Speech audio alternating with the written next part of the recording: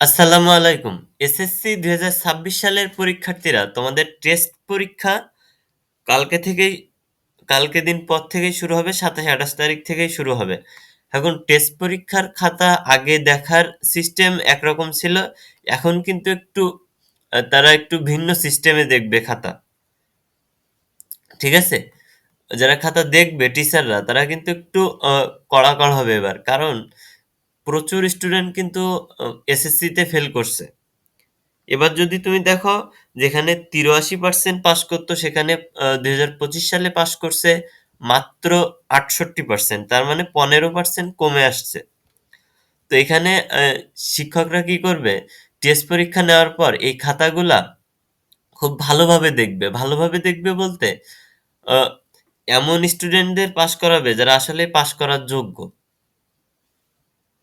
কারণ যারা পাস করার যোগ্য না তাদের যদি টেস্ট পরীক্ষায় পাস করিয়ে দেয় তাহলে তো তারা মূল যে এসএসসি পরীক্ষায় সেখানে যেতে পারবে, অংশগ্রহণ করতে পারবে। আর সেখানে যদি তাদের পাঠায়, হলে যদি তাদেরকে পাঠায়, তাহলে সেখান থেকে কিন্তু তারা পাস করে আসতে পারবে না। কারণ ওরা তো পাস করার যোগ্য না।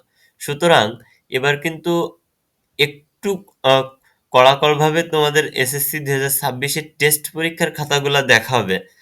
আর এবার কিন্তু টেস্ট পরীক্ষায় পাস না করলে ফর্ম পূরণ করতে দেবে না। অনেক স্টুডে অনেক স্টুডেন্টদের ফর্ম কিন্তু পূরণ করতে দেবে না। দেখা যাচ্ছে যে এক সাবজেক্টে ফেল করলে সেটা ফর্ম পূরণ করতে দিল।